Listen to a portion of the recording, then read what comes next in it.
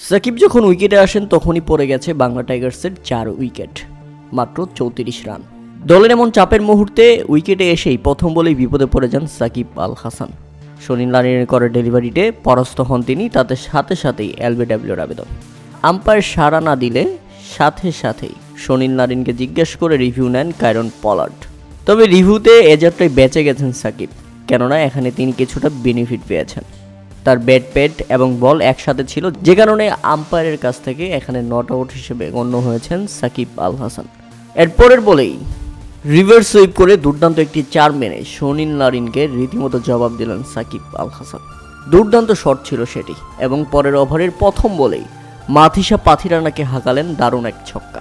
লজ্জায় লাল হয়ে গেলেন মাথিসা পাথিরানা। দারুণভাবেই খেলছিলেন সাকিব, তবে এমন সময় সাকিবকে রেখেই ফিরে গেলেন দাসুন সানাকার আউটে বাংলা টাইগার্স হারায় 5 উইকেট। সাকিবকে রেখে আরও 2টি উইকেট হারায় বাংলা টাইগার্স। এরপর সাকিব আর সঙ্গী না পেলে নিজেও ফিরে যান প্যাভিলিয়নে। তবে যাওয়ার আগে 12 বলে 19 রান করেছেন তিনি। সাকিব ফিরলে মাত্র 57 রানের মধ্যেই 8 উইকেট হারিয়ে ফেলে বাংলা টাইগার্স।